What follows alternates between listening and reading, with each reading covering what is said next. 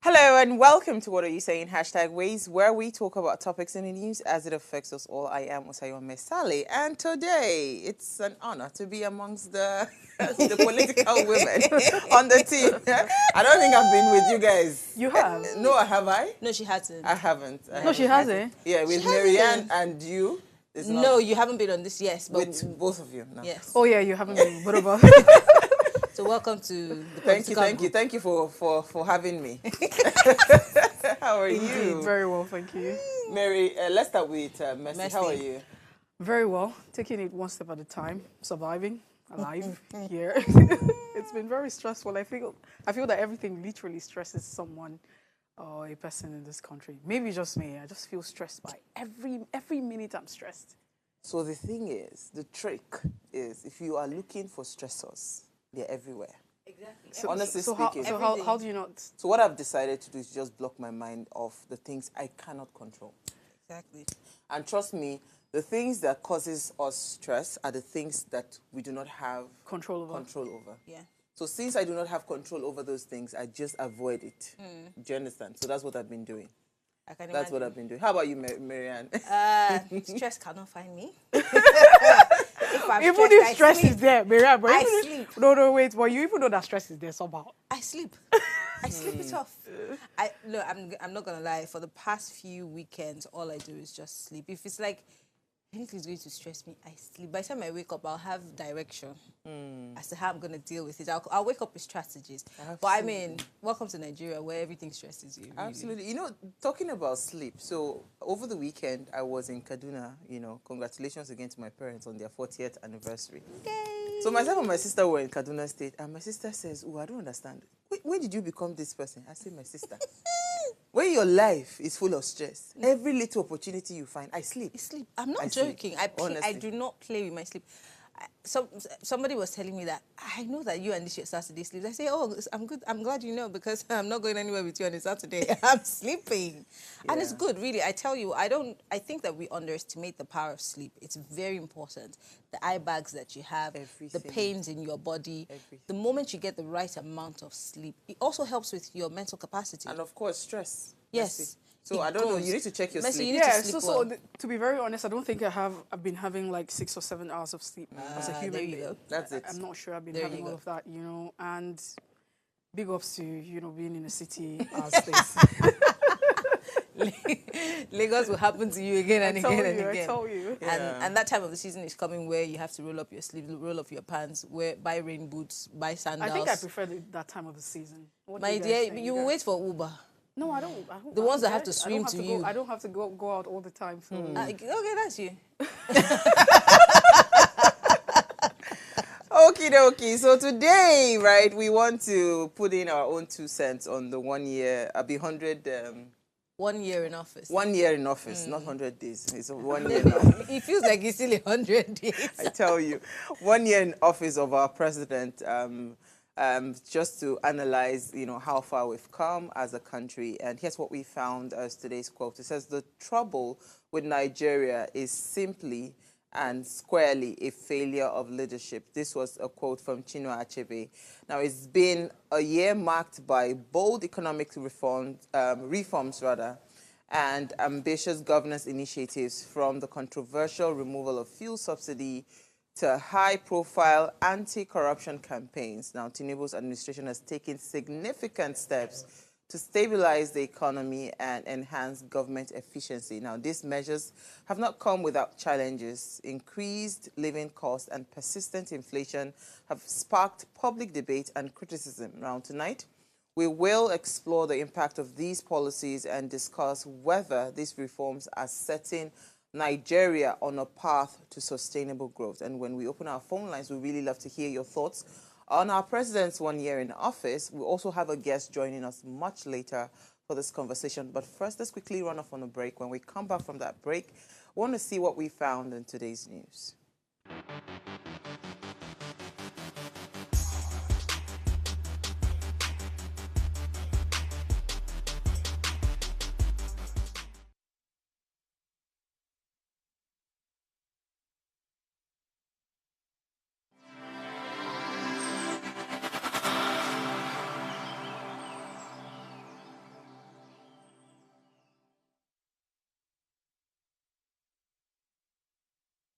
efficiency in terms of electricity distribution. People should be able to see this power being generated. You know, when you see that power is generated, you wouldn't really complain in payment. However, the hike in price was quite sudden. Yeah, they made clarifications that it only affects about 1.9 million Nigerians, that about 10 million more are still under subsidy. And it begs the question, are they not Nigerians? The so-called 1.9, are they not entitled to some form of subsidy? You know, this should happen in phases, not outright like 200% increase. That is so, will I say, uncalled for. And looking at the fact that subsidy has been removed on petroleum products like a year ago, bringing about this one now makes it difficult for everybody at the same time.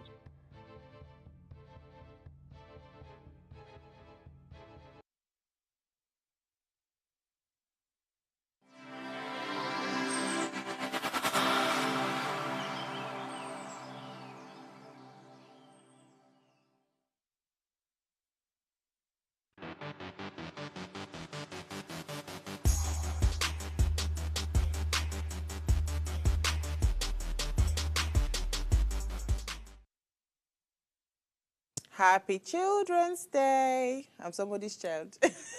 I was listening to the radio this morning and somebody said, all of you that have been calling me baby, today, baby needs to be pampered.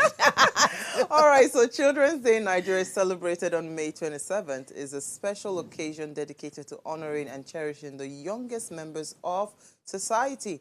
It is a day filled with joyous activities, cultural events, educational programs that highlight the importance of children and their rights. Now, this celebration serves as a reminder to nurture and protect children, ensuring they have access to quality education, healthcare, and a safe environment to grow, thrive, thereby securing a brighter future for the nation. So happy, happy, happy Children's Day.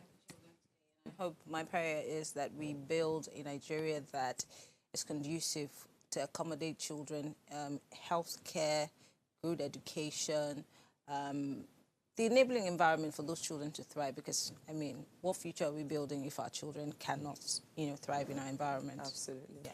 And What's your fond memory for Children's Day? I think I was trying to say that shortly before we came on air. It was the fact that I literally have to have like very clean socks, and then I was going to march. I always march. I'm one of the the frontline girls.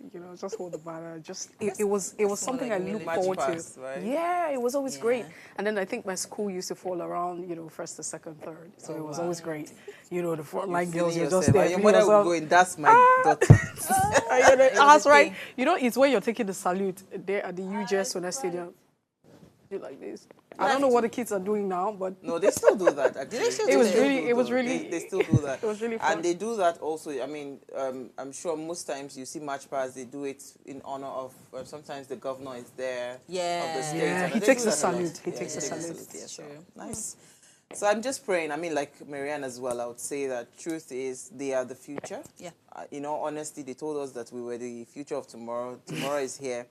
And we can only continue to hope for a better and a brighter Nigeria for them. Yeah. Because if you look at our children, honestly speaking, the kinds of talents that these children possess inside of them, you just need to make the environment right and they will thrive. Yes. So that's all we are asking for. Hopefully we'll be able to get that for our kids. All right, so ladies, who am I starting with? Let me start with Messi. Oh yeah, quickly. no. What did you find for us? I found something that's very deep, but I'm just going to keep it very simple. It really got to me, the fact that the federal government has initiated a legal action against the governors of the 36 states of the Federation. The Supreme Court alleging misconduct in the administration of local government areas, and the lawsuit was filed by the Attorney General of the Federation, the AGF, and the Minister of Justice, Lateef Fagbemi, I hope I got that correctly, seeking full autonomy for all local government areas in the country.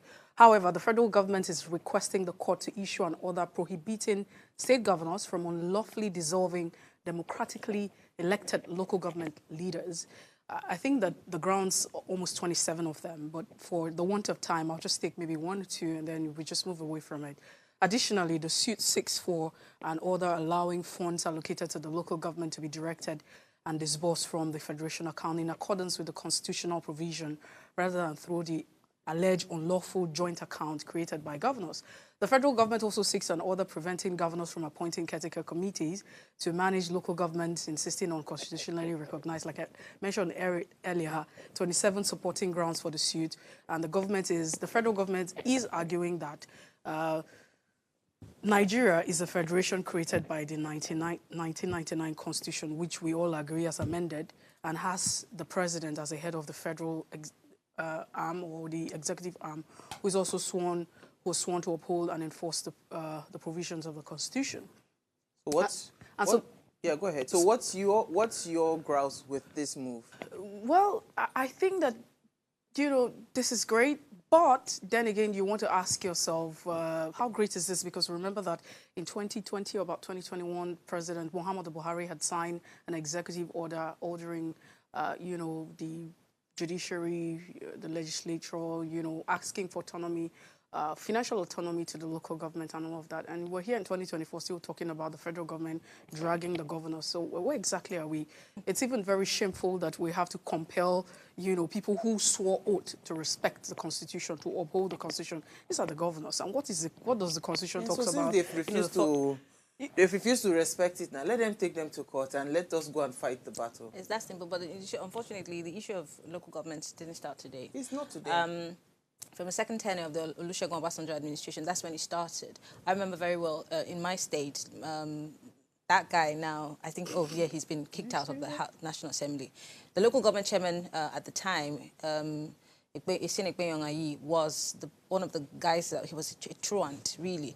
They're the ones who started, putting their people there and doing whatever they liked, I remember that Donald Duke at the time also, elections were not necessarily being held again. We saw in River State, caretaker committees were, several states. It started deteriorating under Obasanjo, and if he had put his foot down to, this thing that we're doing now in 2024, if it was done then, we probably would not find ourselves in this. And then the JAC that they've done, it's a mess. It's a lot. Because it's a lot. I was going to say that because if we start to fix that problem of the local government, right, we'll start to fix governance in Nigeria. It's that simple. It's that simple. It's at the heart of, it's that simple. So let's see. We'll keep following the story because we don't really have much developing. time. Yes, it's a developing story. Let's see how it goes.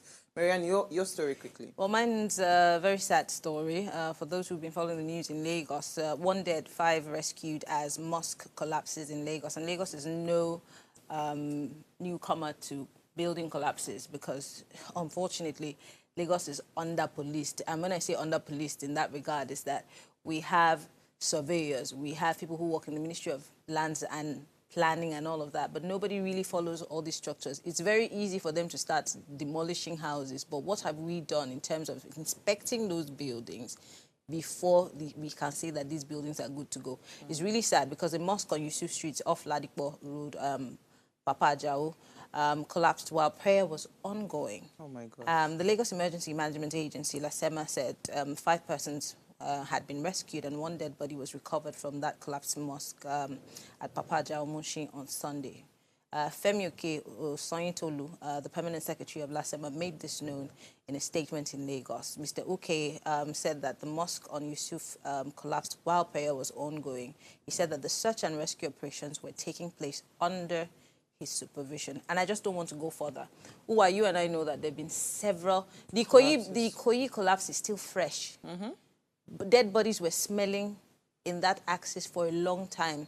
I remember freshly a building that collapsed in Port Harcourt opposite a very popular lounge we used to go to. You could hear people screaming from under the rubble, but we couldn't save those people. And I don't know how many times these things have to happen for us to take serious actions about building and town planning. You know what I say about Nigeria? Like, there are more cases of needless death.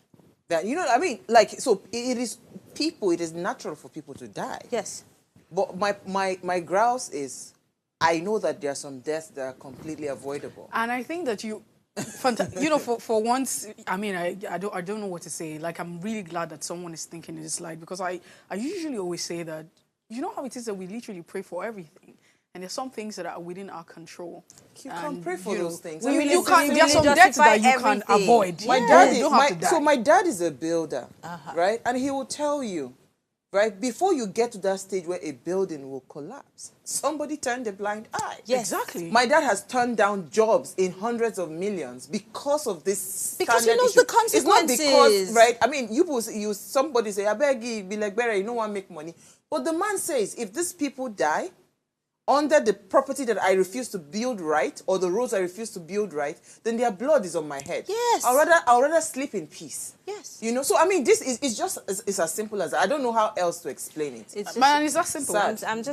I'm so tired because the blood of the people in Ikoyi hasn't dried up yet, and here we are again. With another one. And speaking to, another sad incident that happened again, my what's in the news, I heard that hoodlums attacked Lagos police station in Ipaja area of Lagos State today. About 100 hoodlums had stormed the police station. It was gathered that the attack resulted in a gun battle between the thugs and the police officers, during which several of the thugs were killed, right? Who launched their attack, they were killed. And the incident also caused fear amongst residents of that area. That also resulted in subsequent gunfire amongst the thugs and the police officer. I tried to check to see what was the reason for the hoodlum even storming the police station in the first place. We're yet to find that out. But again, this is where I want to plead with our politicians, right? When you are running for elections and you're empowering some of these thugs and these hoodlums, right, with weapons to go and probably do your bidding, this is the aftermath. Yes. Because again, they have those weapons, they don't know what to do with it. Again, politicians is just after every 4 years, they'll come back to them again. So that period between so will I call it the dry season, between when they collect money and the next election. Drought. The drought season, thank you. What do they do with those weapons? Because those weapons are with them. They don't have anything. Because I don't understand how 100 hoodlums will storm a police station. What exactly would have happened? I can imagine the kind of panic if I were to be in that area. I actually called a friend of mine because I knew he was traveling around that area today. I said, please, I hope he said, no, he didn't even see it. I said, praise God. Please, just move away from that place. I mean, it's just sad. It's sad. But hey, we'll keep on following some of the stories. What I really want to follow up is this local government. Before we follow up on the local government issue, but just quickly, let me chip this in. I think that sometimes, for whatever reason, we tend to report differently. So we have different, channels that have reported, very verified. I don't know if I'm allowed to mention, right? I remember during the NSAS period, we classified some people as hoodlums. I think that sometimes it's easy for us to chunk the word hoodlums. They say that these are Okada riders who are not pleased with the enforcement. Define so them why do you just properly. wake up and say they are hoodlums? What is a hoodlum? It just makes it difficult she's to making understand. a very important case, and I think we all should take note. So the wordings of when you say stories. hoodlums, what is a hoodlum? Who is a hoodlum? Bandits? Who are these people? Unknown. Let's unidentified. Do you understand? Absolutely. But there are reports saying that these are Okada riders who are not pleased with, according to it's been reported, so you can actually verify that these guys are not pleased with the enforcement of the Okada laws and what have you. So they now term them hoodlums. Do you understand? Wow. Okay. All right, we'll keep monitoring the story. We'll take a break now. Let's discuss our president's 100 years. 100. 1 year. What is wrong with you? 1 year in office. No, that's better. 100 years. We bind. We will die. We're binding. We bind it. Hey.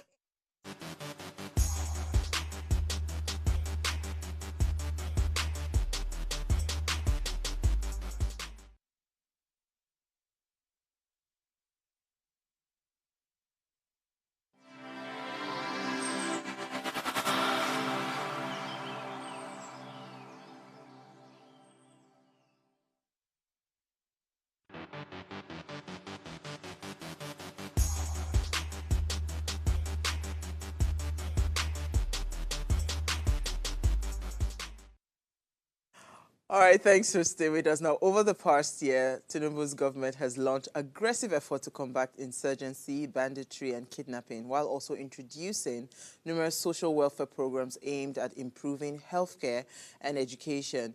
Now, despite these efforts, challenges remain, with some regions still grappling with security threats and economic reforms, placing additional pressure on vulnerable population.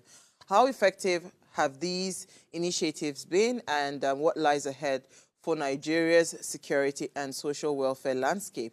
Now, please, let's hear what you have to say. Remember, you can join this conversation. Send us an SMS or WhatsApp to 081-803-8663. All right, we'll bring in our guest now, Dr. Ayo Teriba.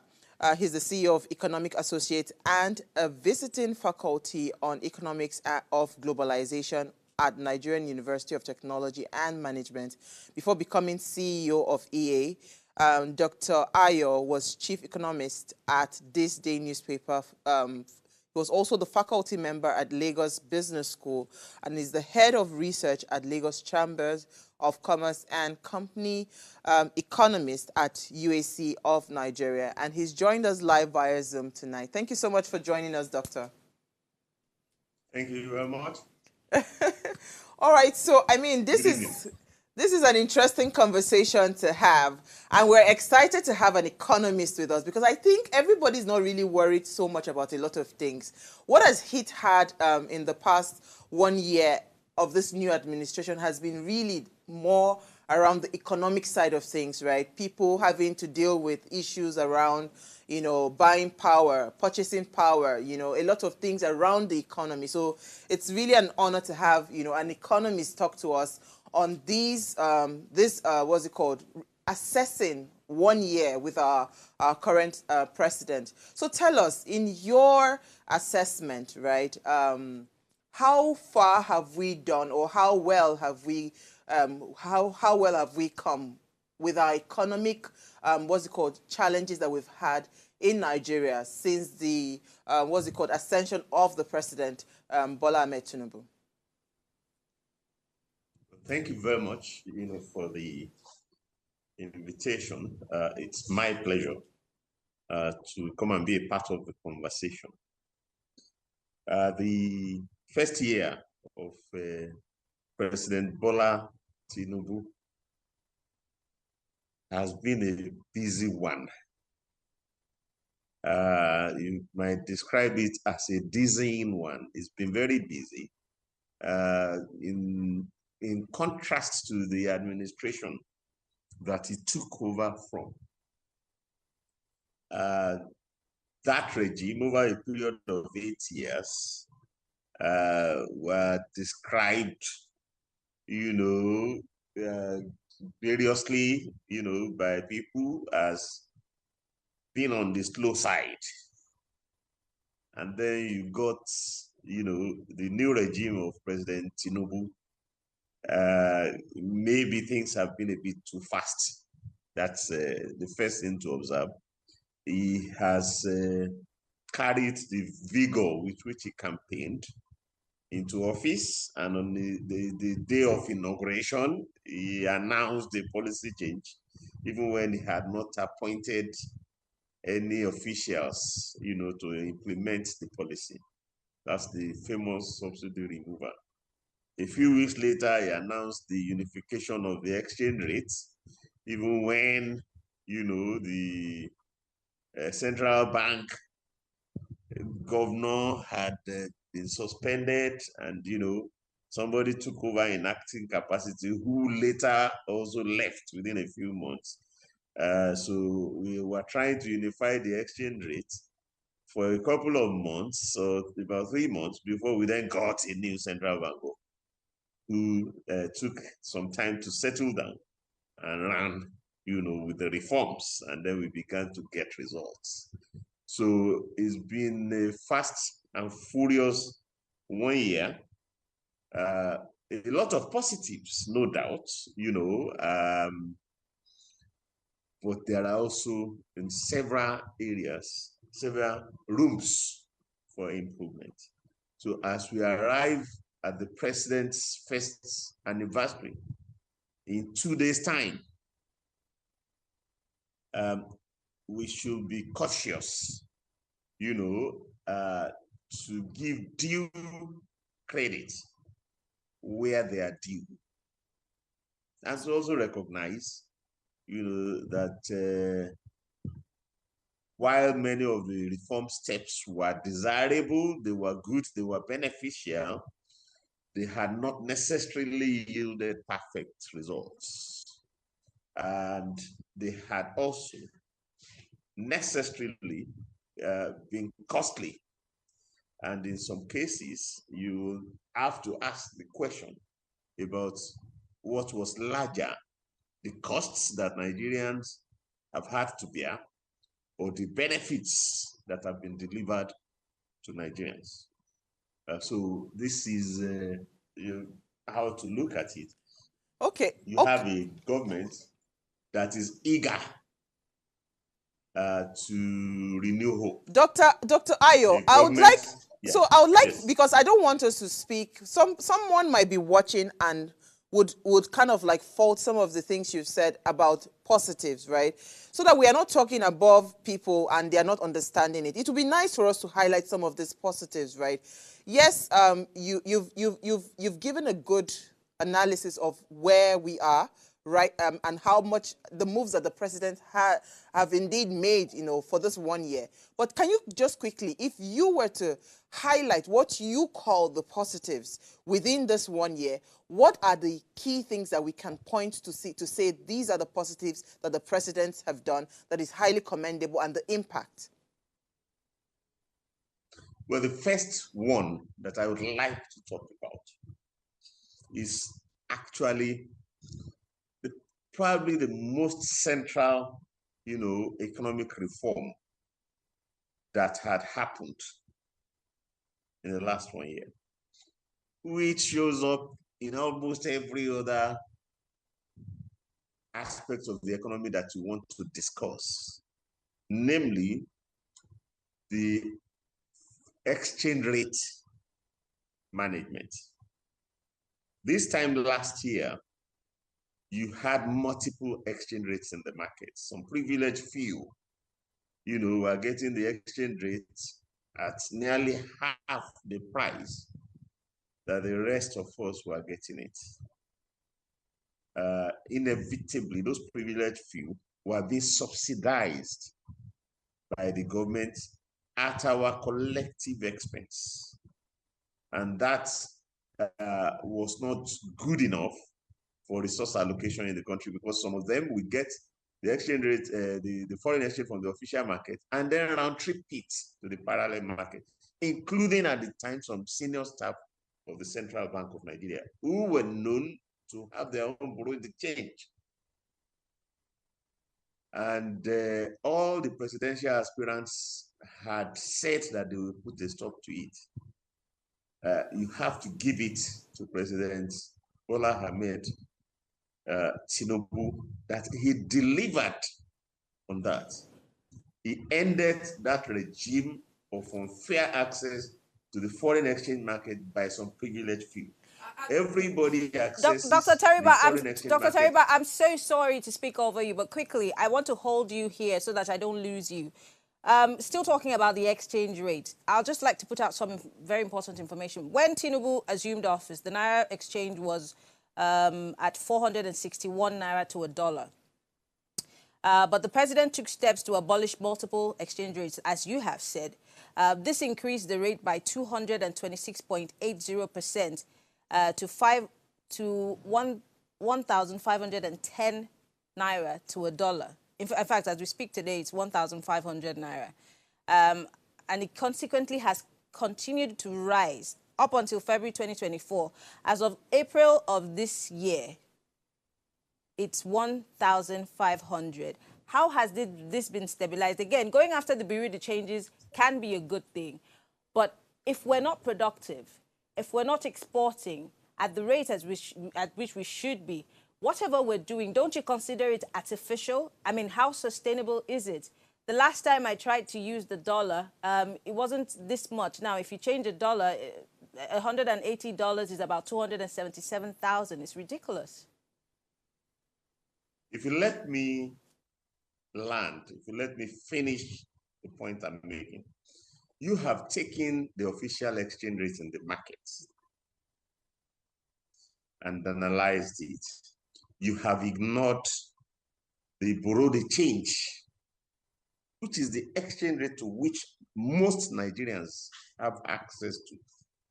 It was not 461 naira to the dollar a year ago.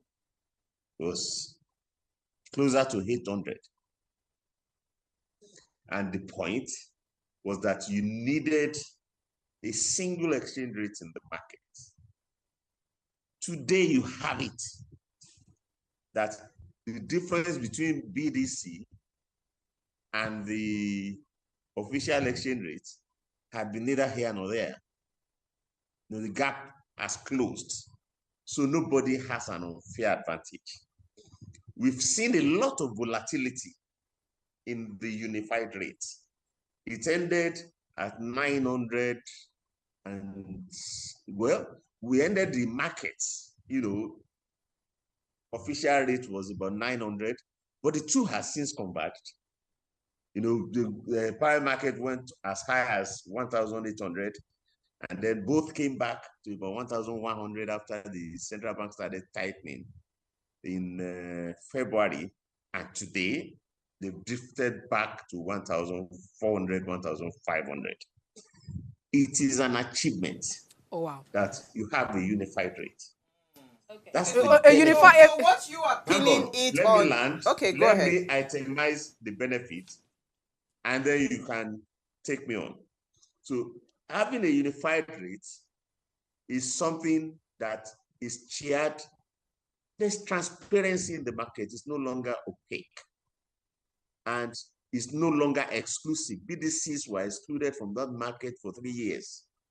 You say running after them, nobody. They were excluded from the market. They're back in the market now. And the international money transfer organizations are now licensed. More of them are licensed to play in the market. So it's an inclusive foreign exchange market. That's positive. Nobody is happy that the unified rate has continued to be volatile. So some benefit has been delivered, benefit of inclusion, benefit of transparency, benefit of a unified rate, which is better for resource allocation.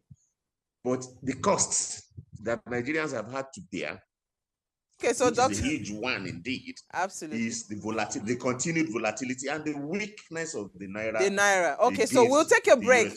Dr. Teriba, we'll take a break, right? When we come back from that break, Mercy wants to ask a question. Just a short break. We'll be right back. Stay with us. Okay.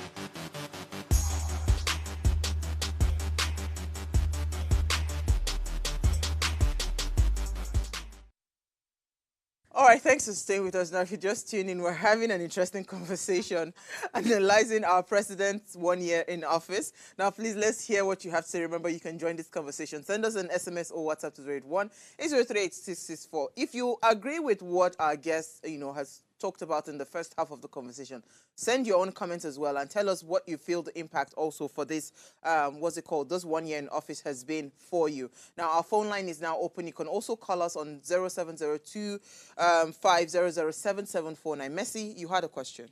Well, I'll still, Dr. Ayo, I hope you're still with us. Go ahead. All right, so I'll still stay with you. Yes, I'm with you. Yes, please. Let's just still stay with the economy, but in a different dimension.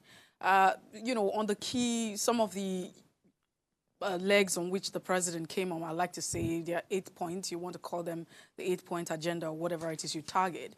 You talk about this, the economy is also part of it, and revitalizing the economy through policies that encourages investment, diversifying the economic base and creating jobs. This also includes reforms in key sectors like agriculture, manufacturing, and technology. I'd like to ask, on this premise, how do you assess the effectiveness of President Bola Ahmed Tinubu's economic policies in addressing Nigeria's current economic challenges? We know that there's inflation, there's, what do you want to call it again? There's energy issues. We'll have lots of them, unemployment. Multidimensional poverty. Poverty has, tripled. Insecurity is top on the list. So I'd like to ask you on this premise that he came on, how would you assess, You have asked already. You don't need to repeat the question. All right. I heard you. And on that note, I would say you should let me finish. I've more or less exhausted the benefit side. I was trying to list the costs to Nigerians in achieving those benefits. And the important one had been touched upon earlier, when you brought up the issue of the rate of the Naira at the time compared with the rate of the Naira now. So yes, we are saying that those benefits has cost us a trebling of the official rate and a doubling of the parallel market rate. And if you had looked at, the CBN attempts to stabilize the rate, they've been tightening monetary policy, raising the MPR. Some of us are of the view that the missing link, the reason why the unification has not come with a strengthening of the value of the Naira, is that the government had not paid sufficient attention to the need to beef up foreign reserves. The whole world can see that Nigerians' foreign reserves are low. And as long as you have inadequate reserves, your exchange rate will be volatile. And attempts by the central bank to use their policy rate to stabilize the exchange rate or bring down inflation will be futile. So persistent inflation is worse today than it was a year ago, primarily fueled by the weakness of the exchange rate.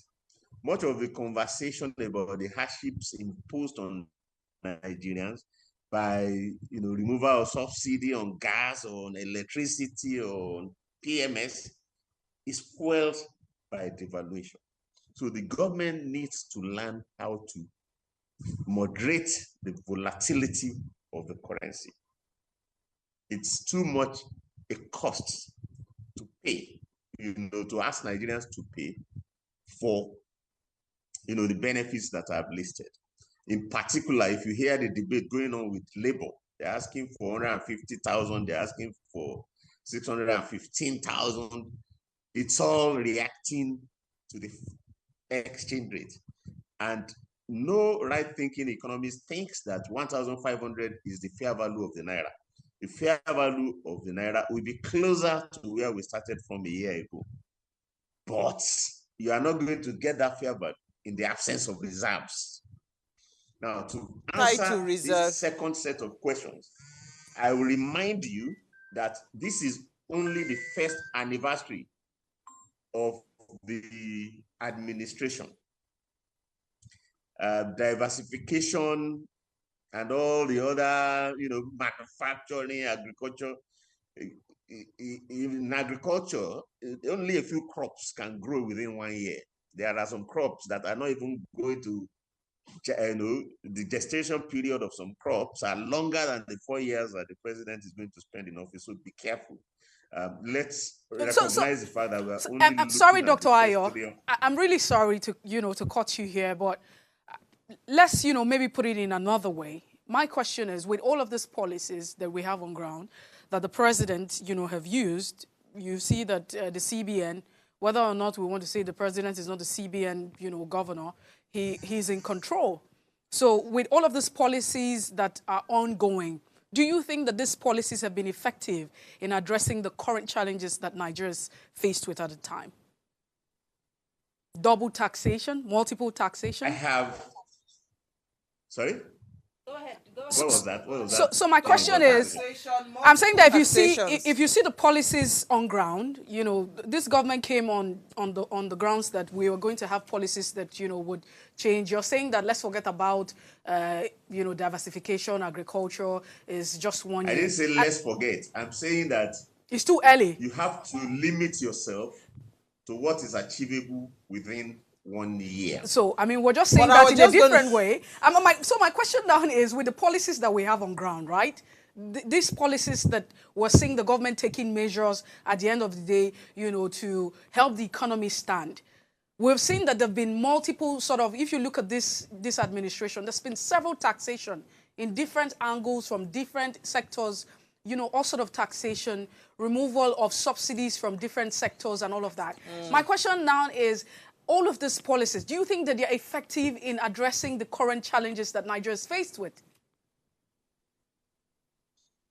The trouble, with many of the proposed removal of subsidy on energy, for example, on electricity, even when you say you limit it to just band A, on gas, on pump price, while, they did the pump price, but they couldn't continue. Everybody can see that the price that was warranted at $500 to a dollar can be the appropriate one at 1,500 to the dollar, but it's not been adjusted, etc. Is that unless you clear the cloud about the exchange rates, you are not going to be able to make any progress with the rest of those. You will be finding, government's attempts, to do the reforms. We meet with pushback, either from the public or from labor or from the House of Rep or from Senate or from whatever quarters.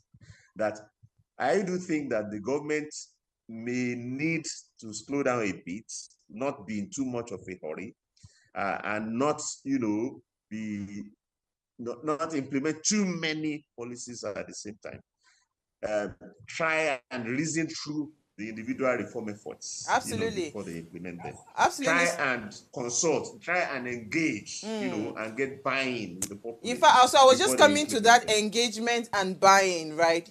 That's right. Yeah. You are the what's it called? I mean, you and the likes of your fellow associates are the economists, right? You guys are the professionals, right?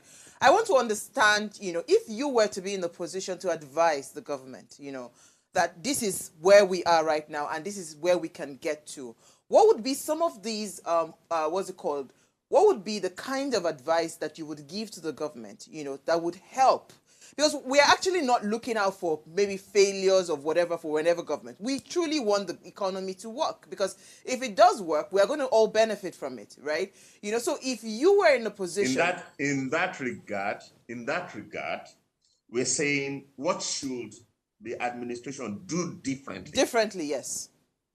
For example, in their second year in office. Because the dust raised by the reforms that they have been implementing over the past 1 year have not settled. So I would, say that once we give them credit for the positive things that they have done and, acknowledge that we know they have good intentions, and then point out the area where the costs imposed on the populace seem to have been bigger than the benefits delivered to the populace. Maybe they should spend the first month or two, the first month or two of their second year to reset the macroeconomy, to address this issue of how do we end the volatility of the exchange rate. We've allowed that to drag for too long.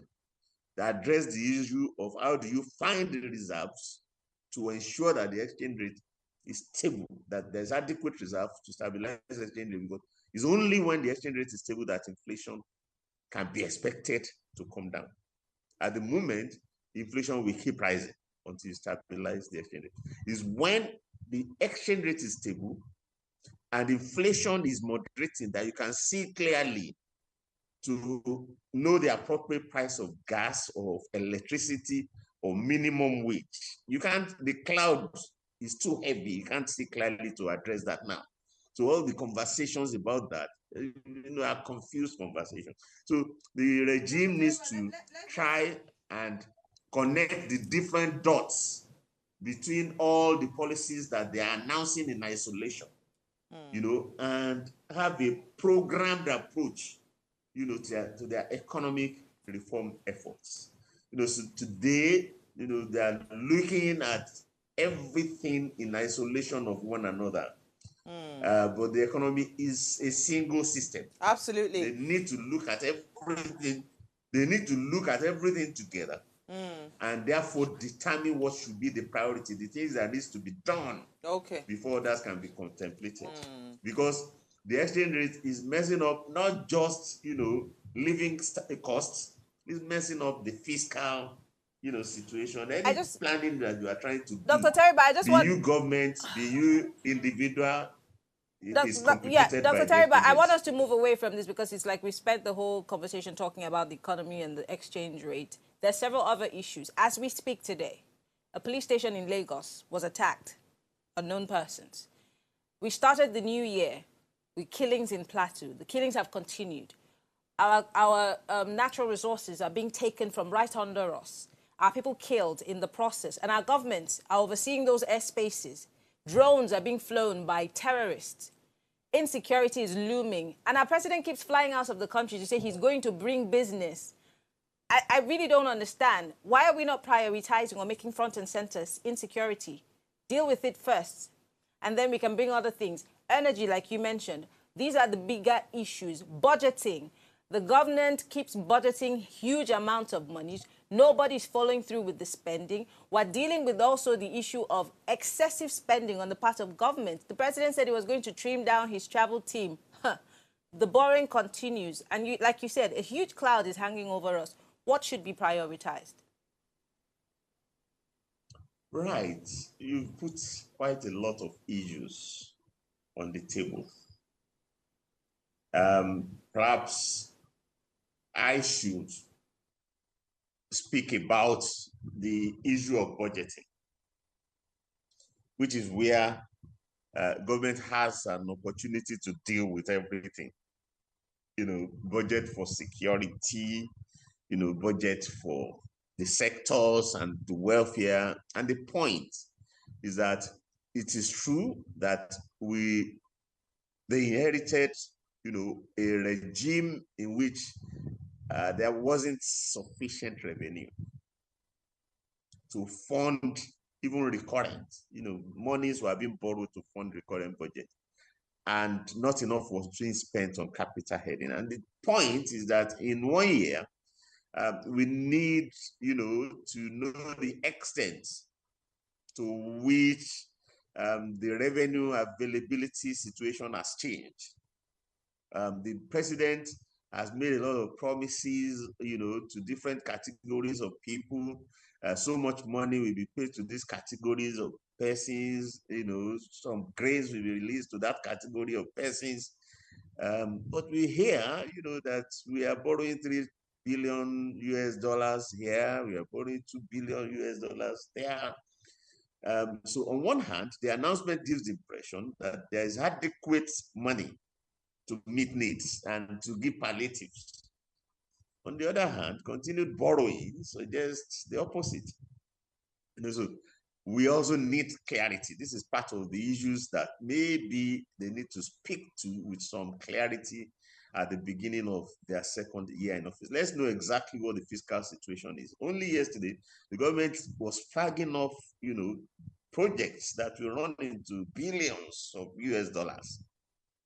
And well, we understand that part of it will be funded by procurement, part of it will be funded by financing. The point is, what fraction is procurement, what fraction is financing? And knowing that our efforts to borrow over the past, 1 year has yielded very, very little benefit, like $5 billion US. So how much financing are we getting? Are we talking equity or we are still talking debt?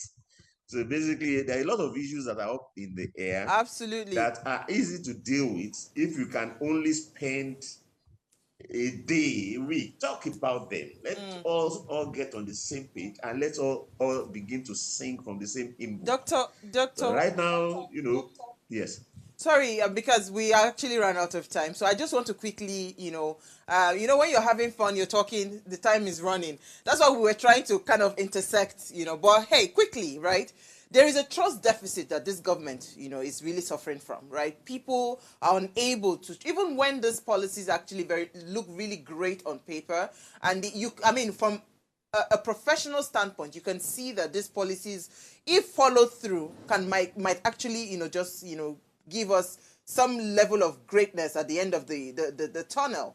How do we fix the trust deficit that the government is having between the people and the government? How do we solve that problem? What would make sense? Because a government that says they don't have money and they are paying billions to take people on a pilgrimage, right? It makes no sense. So help us. How do we trust? There are mixed signals coming out of the fiscal sphere. The policies coming out, the pledges, the announcement being made gives the impression that Nigeria's problem is not money, but how to spend it. Okay? But the fact that we keep trying to borrow and we are not finding a lot to borrow gives the opposite impression. So perhaps the kind of transparency that we now have at the central bank, we need it, at the on these fiscal and general economic, issues. Let Nigerians know, what the situation is. Let Nigerians know where the gaps are. Countries call upon their citizens to come and fill gaps. India, called on its diaspora again and again to send money back home. They sent, maybe 50 billion back home in terms of bonds, diaspora bonds to their government. So I do think that we can, more transparency on the fiscal and economic conversation would need to continue, Dr. Ayo, because so investors and residents and Nigerians can know, what to expect and how to plan and support the government. You have literally mentioned some issues. Unfortunately, we do not have time on our side to get your response, but maybe it's something that we all have to ponder, and maybe you also have to think about it, and everyone listening right now can think about it. So if you're saying that, oh, well, government over time, you've cited, countries that have, seek for help from those in diaspora, and we're asking, peradventure, maybe that's what you're suggesting. How about, the cost of running governance? How about all of the excesses that we pay, the allowances, the funds that we don't have, that we're buying new cars and new vehicles, the fact that we're subsidizing, a religious trip with 90 billion naira. The fact that we're also considering to dip our hands into the pension fund, to fund infrastructure without even stating categorically, because the law states at 3%, so we can't say how many percent. All of these issues. It's you see, a lot. we live a flamboyant kind of lifestyle as a government. You ask too many. Because there's no time. There's no time. time. Unfortunately, so I'm let just me putting take it a all comment out there, and I'm thinking that maybe we just think about it. We need to probably bring a part 2. But I was going to say that if we don't solve insecurity, how would you beg the diasporas to bring money into the country? Why should they are the not diasporas sure? bring money into the country? Good evening. When you're using the money my dear to beautiful trope, sisters of what are you saying? Tinubu's 1 year in office, according to your guest, this has been a very busy administration. In a layman language, this administration has made them suffer so much. My own assessment of the administration of he said Bala Blue King for the 1 year is that our suffering has doubled, even multiplied. Sorry. Take, for instance, the removal of fuel subsidy and the exchange rate. This alone has made the price of things go higher and higher unnecessarily. In a nutshell, we haven't achieved anything reasonable and tangible. This administration has been a total waste and nightmare. This administration only favors those in government, not the masses. To me, this 1 year has been tough and terrible. Nice to have my dear beautiful sister Owa back. Nice having my 2 sisters in the studio, Mercy and Marianne. God bless you. Thank you, Daniel Ilo, our always regular fan. Unfortunately, there's so much to unpack from what Dr. Ayo said. Because even if you're talking about, you made mention of how do we generate revenue? Because if you want to increase your reserves, you must export something. You must find a way to earn before forex. you even do that, you must be sure that the country is safe. Absolutely. You must ensure that you earn forex. And now with agric, how do you earn forex when they're stealing the oil through the back? Do you get what I'm saying? I'm a farmer. I'm a farmer with agric now. There are some things that you can actually focus on hybrid. So the things that used to take us 5 years to grow, in 3 years, your palm is already fruiting. You can't even go to there are harvest just too it. many things. Unknown gunmen are waiting for you in the farm. Look, if we don't address insecurity and our energy issues, we're not going anywhere. That's it, QED. Absolutely. But thank you so much, Dr. Aya. We hope to bring you back. Maybe, hopefully we'll be able to address it. Sadly, we do not have enough time. Thank you so much, Mercy and Marianne. Now, if you missed our quote for today, here it is again. The trouble with Nigeria is simply and squarely a failure of leadership. This was from Chino Achebe. We'll see you guys tomorrow at 8 p.m. as we bring great conversation again to your screen. Enjoy.